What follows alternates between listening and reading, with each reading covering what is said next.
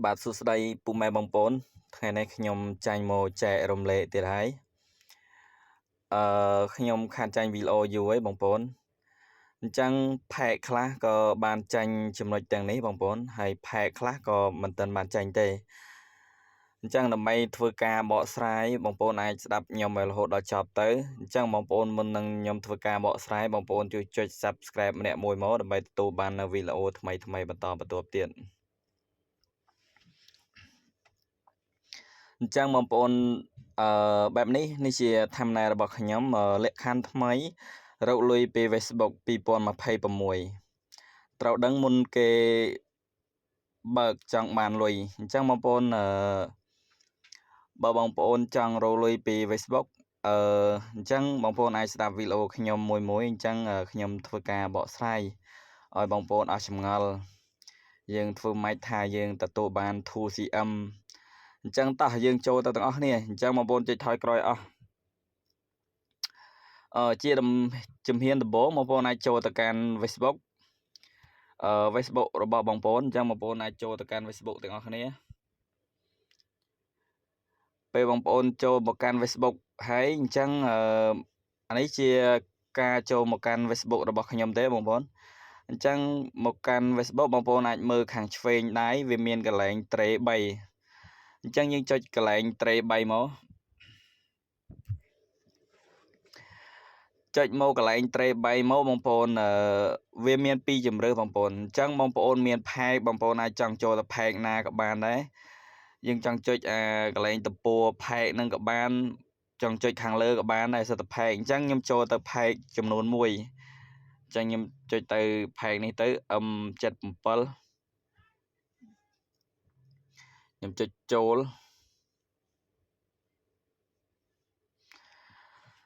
អញ្ចឹងវាមកលោតតម្រង់បែបនេះយើងលោតតម្រង់បែបនេះយើងចូលទៅលើprofile បងប្អូនយើងចុចទៅចូលលើ profile មកអានេះខ្ញុំធ្វើការបង្ហាញច្បាស់ឲ្យខ្ញុំអត់លាក់លៀមទេអញ្ចឹងយើងចូលមកដល់ផ្ទាំងព័ត៌មានអំពីអាជីពអញ្ចឹងបងប្អូនចុចមកលើហ្នឹងមកពេលបងប្អូនចុចមកដល់កន្លែងនេះហើយអញ្ចឹងបងប្អូនអាចក្លែកទៅមើលខាងស្ដាំដៃបងប្អូនក្លែកមើលខាងស្ដាំដៃបងប្អូននឹងឃើញគេដាក់អក្សរខ្មែរគេដាក់ការរកលុយអញ្ចឹងបងប្អូនអាចចុចលើនឹងមកយើងចុចលើនឹងមកបងប្អូនអាចអូសចុះក្រោមមកដល់កន្លែងនេះវាមាន4ចំណុចអញ្ចឹងបងប្អូនអាចរើសយកចំណុចទី2ដែលយើងចង់រកលុយពី Facebook យើងត្រូវការ2CM បងប្អូនអញ្ចឹងអ្នកទាំងអស់គ្នាត្រូវការ CM យើងផ្កាយយើងមិនបាច់ sign up សិនអីទេអញ្ចឹងយើងត្រូវការរកលុយពីមេតិកាពីវីដេអូអញ្ចឹងបងប្អូនអញ្ចឹងបងប្អូនអាចចុចលើនឹងមកយើងចុចលើនឹងមកវានឹងមានលក្ខខណ្ឌបងប្អូននេះជាលក្ខខណ្ឌរបស់វាបងប្អូនអញ្ចឹងបងប្អូនចុចទៅលើនឹងទៅដើម្បីទៅមើលលក្ខខណ្ឌ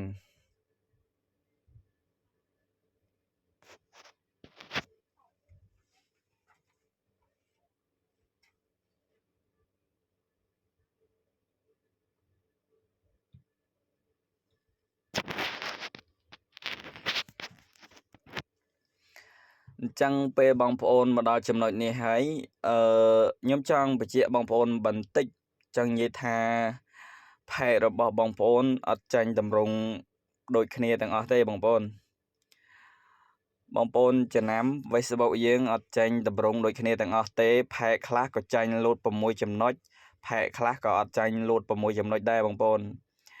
អញ្ចឹងបងប្អូនមើលគោលការណ៍របស់វាមានកន្លែងនេះដើម្បីទទួលបាន 2CM យើងត្រូវធ្វើលក្ខខណ្ឌចំនួន6ចំណុចនេះដើម្បីទទួលបាន CM អញ្ចឹងលក្ខខណ្ឌទី1បងប្អូនកន្លែងរូបភ្នែកមនុស្សបងប្អូនក្នុងរយៈ28ថ្ងៃបងប្អូនគេតម្រូវឲ្យយើងផុសវីដេអូក្នុងផែកឲ្យទទួលបានអ្នកមើលចំនួន 100k 100អធិស្ឋានបងប្អូន 150k អញ្ចឹងបងប្អូនរកឲ្យបាន 150k ទៅវានឹងធ្វើការគ្រីសមួយបន្លោះទៀតហើយអញ្ចឹងចំពោះចំណុចទី2អ្នកតាមដាន 10000 នាក់បងប្អូន 10000 នាក់យើងគិតជានេះ 10k follow បងប្អូន 10k follow ហើយខាងក្រោមទី3បងប្អូនបង្ហោះវីដេអូ reach ចំនួន3នៅក្នុងហ្នឹងបងប្អូនបង្ហោះនៅក្នុងហ្នឹង reach ចំនួន3ទៅវានឹងលោតសញ្ញាគ្រីសដូចខាងក្រោមអញ្ចឹងដែរវាបានចំនួន3អាហ្នឹងចំណុចទី3យើងបង្ហោះ reach វីដេអូខ្លីបងប្អូនបញ្ជាក់បន្តិចវីដេអូខ្លីចំនួន3ហើយចំណុចទី4ចំណុចទី4បងប្អូនអ្នកធ្វើបងប្អូនបន្តផុសវីដេអូឲ្យគ្រប់30ថ្ងៃវានឹងគ្រីសឯងបងប្អូនកន្លែងហ្នឹងហើយអ្នករស់នៅក្នុងប្រទេសដែលមានសិទ្ធិហើយទី6អ្នកមានអាយុចាប់ពី18ឆ្នាំអញ្ចឹងបងប្អូនហើយខ្ញុំចង់បញ្ជាក់បងប្អូនបន្តិចត្រង់ចំណុចថាបើយើងរកគ្រប់6ចំណុចហ្នឹងតើវាអាច invite to CM អត់ចម្លើយពេលបងប្អូនពេញក៏មិនប្រកាសថាវាធ្លាក់ to CM ទេបងប្អូនលុះត្រាតែ Facebook ធ្វើការអញ្ជើញយើងបងប្អូន Facebook អាចពិនិត្យមើលវីដេអូយើងអាចពិនិត្យមើលគោលការណ៍ Facebook យើងតើ Facebook យើងផុសគោរពតាមគោលការណ៍គេអត់បញ្ជាក់បន្តិចបងប្អូនតិចច្រឡំលួចវីដេអូគេមកផុសហើយបងប្អូនធ្វើការ download វីដេអូចេញពី TikTok ពី Instagram យកមកផុសអត់ទេបងប្អូននឹងខ្ញុំចង់បញ្ជាក់បន្តិចទេបងប្អូនហើយវីដេអូខ្ញុំចង់និយាយពេលបងប្អូនធ្វើពេញគ្រប់6ចំណុចហ្នឹងបានទាំង 10k follow ហើយវាមិនប្រកាសថាបងប្អូនអាចទទួលបាន 2cm ទេបងប្អូនលុះត្រាតែ Facebook ធ្វើការអញ្ជើញតែវាមាន head ផលល្អមួយទៀតបងប្អូនចំណុចល្អដែលខ្ញុំចង់និយាយបងប្អូនខ្ញុំចង់និយាយថាបើបងប្អូនផុសវីដេអូខ្ញុំសូមណែនាំឲ្យបងប្អូនផុសវីដេអូក្នុងមួយថ្ងៃបងប្អូនអាចផុសវីដេអូខ្លីវីដេអូ reel ចំនួនតែ3វីដេអូបានហើយបងប្អូនអញ្ចឹងបងប្អូនផុសវីដេអូចំនួន3ក្នុងមួយថ្ងៃបងប្អូនរកពេលវេលាណាដែលល្អ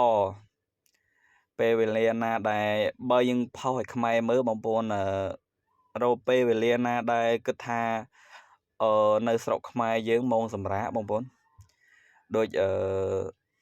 ម៉ោង11ហើយខ្ញុំសូមណែនាំឲ្យបងប្អូនផុសម៉ោង5ម៉ោង5ព្រឹក1ហើយពេលថ្ងៃម៉ោង11ហើយនឹងម៉ោង5ល្ងាច1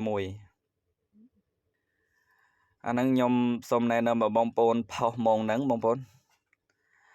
អញ្ចឹងបងប្អូនកុំខ្វល់យើងធ្វើវីដេអូយើងធ្វើតែវីដេអូយើងបង្កើតចំណងជើងឲ្យតាក់ទាញឲ្យដាក់សញ្ញាត្រង់ជ្រូកឲ្យត្រឹមត្រូវហើយយើងប្រឹងថតតែវីដេអូផុសទៅបងប្អូនកុំគិតពី view វាឡើងតាមក្រោយ follow ក៏ឡើងតាមក្រោយដែរឲ្យតែបងប្អូនផលិតវីដេអូឲ្យតែល្អតាក់ទាញ follow នឹងរត់តាមក្រោយឯង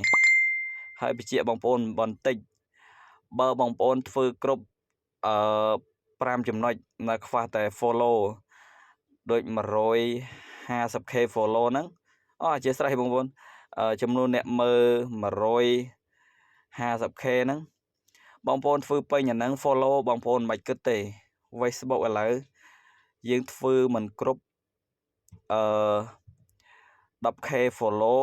ក៏វា invite 2cm ដែរបងប្អូនហើយបញ្ជាក់បងប្អូនបន្តិចចង់និយាយបើយើងធ្វើតែ 2k ទៅ 5-6k follow ក៏វាធ្លាក់ 2cm ដែរបងប្អូន វាអាចធ្លាក់ 2cm អញ្ចឹងមិនបាច់ចាំតែដល់ 10k ក៏វាធ្លាក់ 2cm ដែរហើយវីដេអូបងប្អូនគួរតែផុស